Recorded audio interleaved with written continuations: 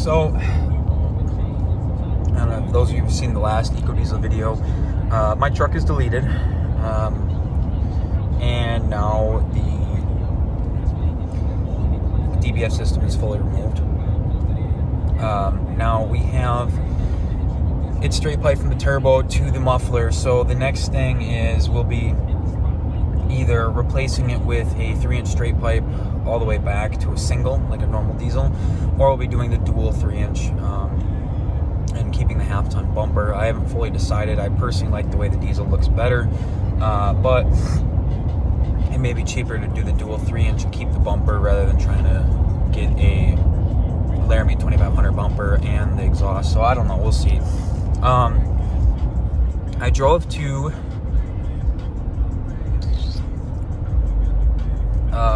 Heber, Arizona and back. So about 550 miles there, 550 miles back. We averaged 25 miles per gallon the whole trip, averaging 75 to 80 miles an hour.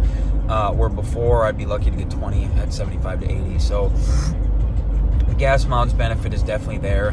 The throttle is a little bit better. Still super laggy.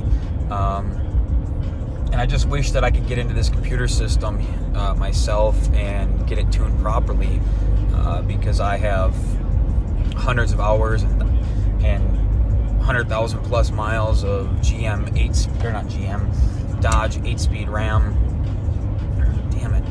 Dodge 8-speed transmission tuning between the Hellcat and the Rams and Jeeps.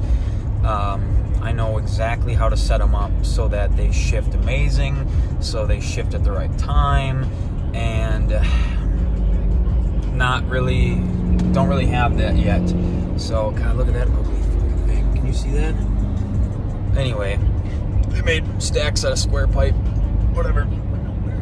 Anyway, so the transmission tuning leaves a lot to be desired by this company. The fuel mileage, it does not. The fuel mileage is great. One of the problems I'm having is the truck getting a full filter and needing to go into regen. So it happened the first time.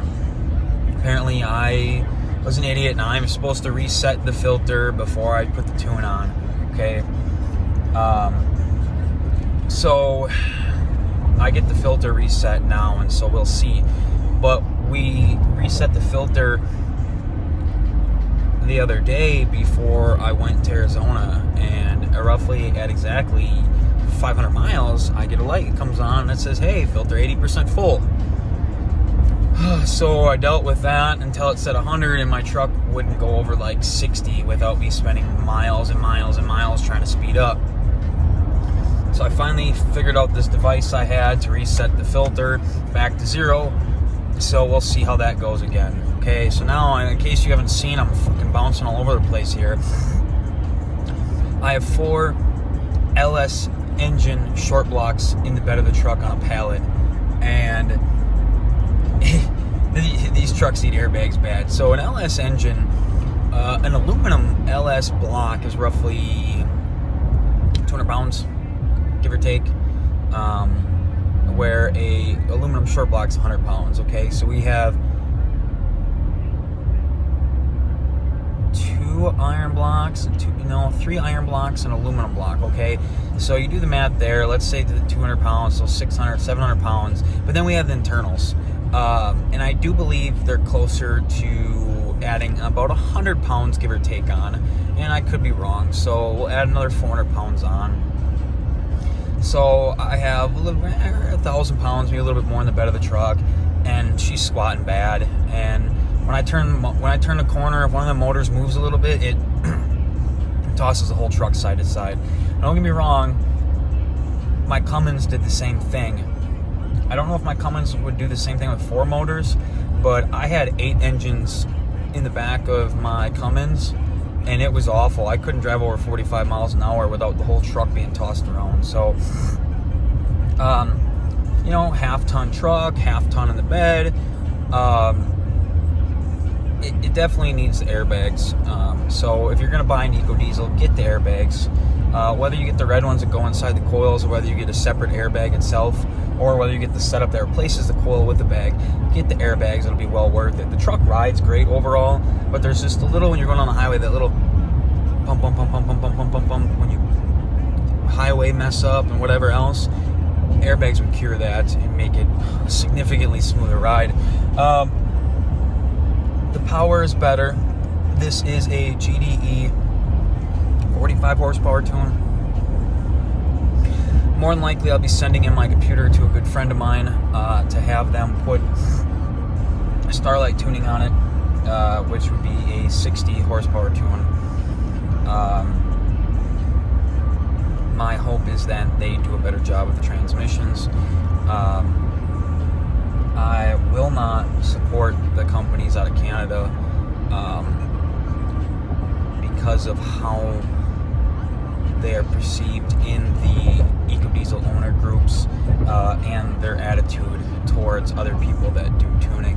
So this is the United States, and I feel that as a United States citizen, we should support tuning here in the United States of America, our own people, our own economy, everything. On top of that, I work with a good friend where we need to know where tuning stands compared to other people.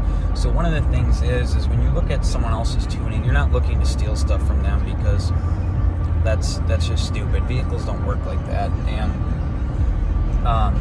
what you want to see is what's different. What do you do better? What do they do worse? What do they do better?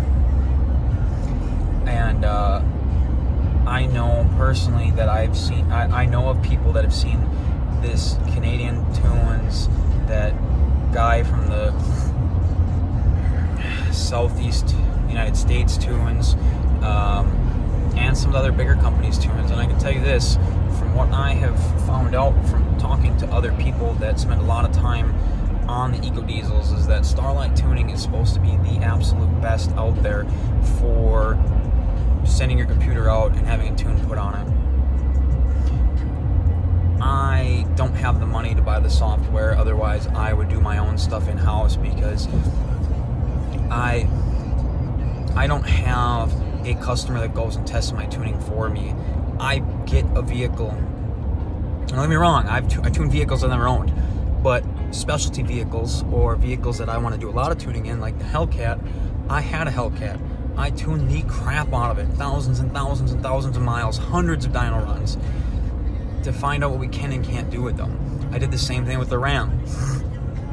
And so now, being an EcoDiesel owner, it would cost roughly $5,000 to get the software that I need to do the tuning to the extent that I need on this vehicle. So down the road, when we get there, we'll cross that bridge when it comes, because that software isn't just for the EcoDiesel, it's for a lot of vehicles, and it would allow us to do a lot of things that we can't do right now.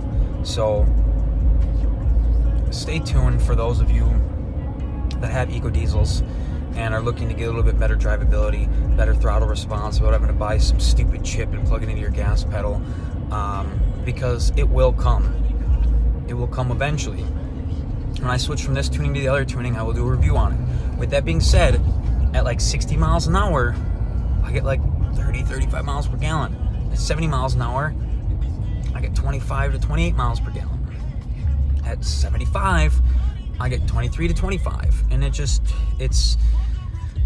does very well. I'm very happy with this half ton. There's some stuff that I miss about having a 6.7 Cummins, but I'm very happy with this. Also, with that being said, one of the bigger reasons why we're trying to get into some tuning is because this is going to be my daily driver vehicle for a long time, and they do have issues. So we have a motor at the shop that we bought, and we are going to be fixing all of the EcoDiesel issues, oil pressure, cam issues. We're going to go through and fix everything, and then we're going to build the motor up, and we're going to build up a half ton that makes great power, still gets decent gas mileage, but will haul. We'll have that tall. We'll have 6.7 type power in a truck that only weighs 5,000 pounds.